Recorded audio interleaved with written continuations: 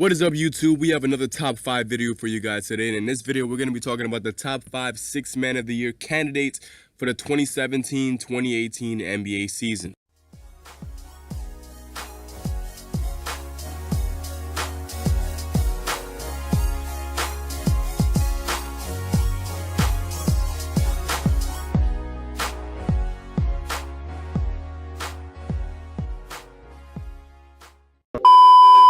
I just want to give an honorable mention to Derrick Rose. I feel like he should be on this list, but the problem is we don't know anything about Isaiah Thomas. We don't know if Isaiah Thomas is going to come back halfway after the All-Star break or before the All-Star break, and I believe you have to play a total of 60 games off the bench, and Derrick Rose is currently a starter. Who knows, he's going to start for more than half this season. If that's the case, he won't be eligible for that award, but if he was, I think Derrick Rose would be a top 3 in this list. But that's just my opinion, and that's all I got to say about Derrick Rose. So, yeah, special shout out to Derrick Rose.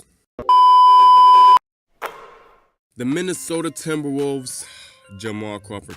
Now, what kind of six-man top 5 list are you going to put without having Jamal Crawford? The definition of six-man, you got to have this guy on the list no matter how old he is. And yes, that is the reason why he's so low on this list. He is like 37 years old at the moment, meaning that he's not going to have a lot of stamina, but still, the fact that Minnesota Timberwolves have little to no power off the bench, Jamal Crawford just the guy to come off the bench and just put up buckets.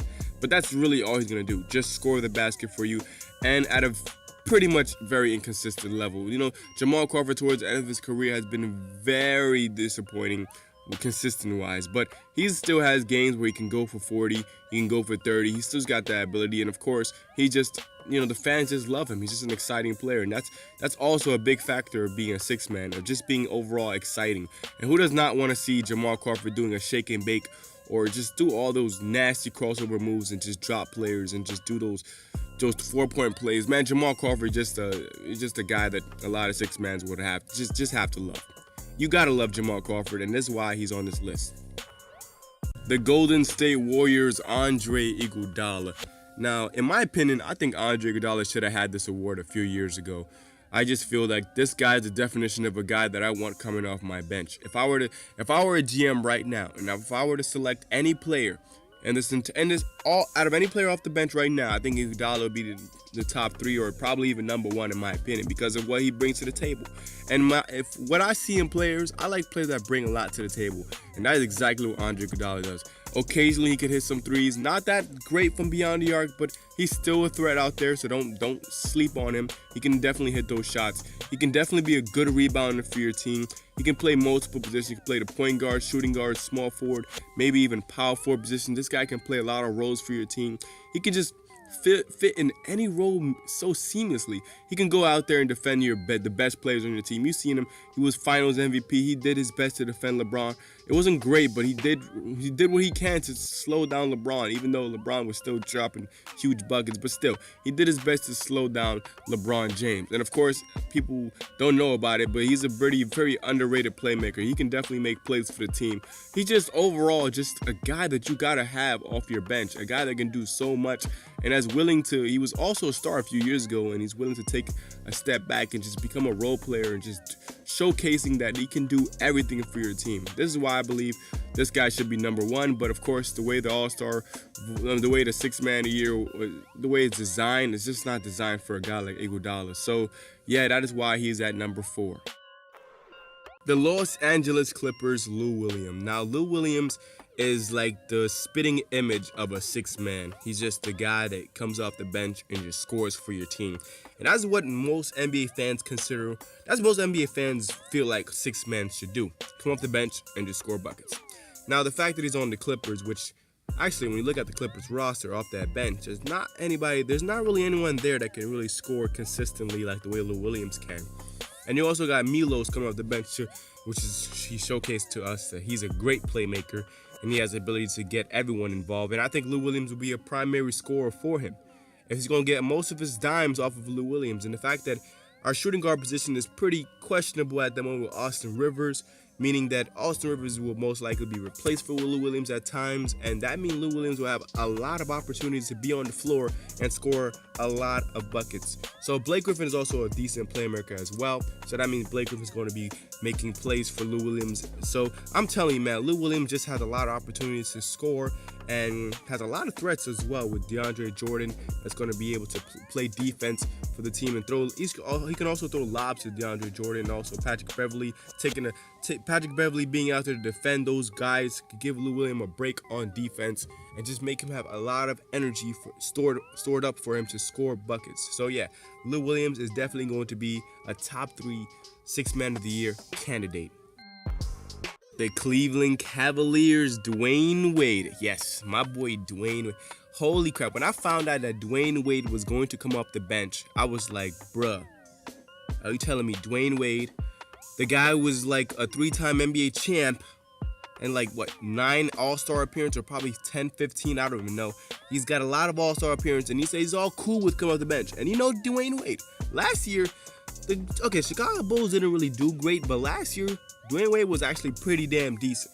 Dropping 18 a game, and I believe like 3 assists or like 5 rebounds. Just overall really, really good for the team. Now, what Dwayne Wade is going to offer the team is quite a lot.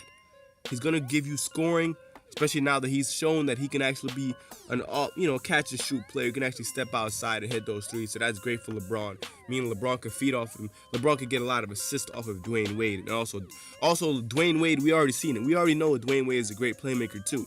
So he's going to definitely help that Cleveland Cavaliers bench, which is surrounded by shooters. And Dwayne Wade, we already know, is an amazing slasher, even to this age. The only concern about Dwayne Wade, I gotta say, is his injuries and that he's getting a little up there in age. And if injuries do play a role in that, I think Dwayne Wade could actually lose his opportunity to win this award. But overall, Dwayne Wade's defensive abilities, his playmaking abilities, his ability to score, and also be a closer for LeBron James. You remember D-Wade, the guy who can finish games up, hitting big shots in big moments? Those are what fans are going to remember. Those guys that can actually hit those big shots and actually make your team just be memorable. And that is what Dwayne Wade is going to do for the team.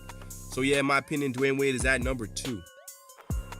The Houston Rockets, Eric Gordon. Now, there's many reasons why Eric Gordon is going to be in the best situation he's ever had. Just recently in this summer, they acquired, in my opinion, what I believe is one of the best playmakers in the NBA. In my opinion, I'm a Chris Paul fan. And they acquired Chris Paul. You saw what Chris Paul has done to JJ Redick. Before JJ Redick came to the Clippers, he wasn't that well known. And he kind of made JJ Redick a player that he is today. Make him shooting at a insane field goal percentage, like 42% from 3 last year, one of the most efficient 3-point shooters in the NBA last season. And I think he could do the same thing to Eric Gordon. And that's not all. You also have James Harden, who showcased last year that he's definitely a playmaker. Even though his turnovers were, a lot. Okay, he had a lot of turnovers last season, but still, James Harden is still a great playmaker. And the fact that those are 2 playmakers that he will most likely be playing with side by side at all times. And Chris Paul is also there to help him out on defense. If Eric Gordon's on the floor with Chris Paul's out there to guard the tougher defenders. Meaning Eric Gordon, even though he's a good defender too, don't forget, Eric Gordon can play exceptional defense. This will mean a lot of time for him to rest. And now losing Lou Williams, which is another scorer on the team, meaning that he's going to have mostly the ball in his hands. Instead of Lou Williams taking a couple of shots here and there, it will also be Eric Gordon taking the majority of the shots off the bench and just being the primary scorer. Now, the fact that he won the award last year, and now that he has opportunity to be the go-to scorer off the bench, it is pretty damn simple to see why Eric Gordon is probably going to take this award again. And the fact that the Houston Rockets is one of the best, expected to be one of the best offensive team, and pretty much we've seen them in the preseason. They're a pretty damn good offensive team. So it's pretty damn simple. Eric Gordon can actually win this award without a doubt. So yeah, Eric Gordon is number 1.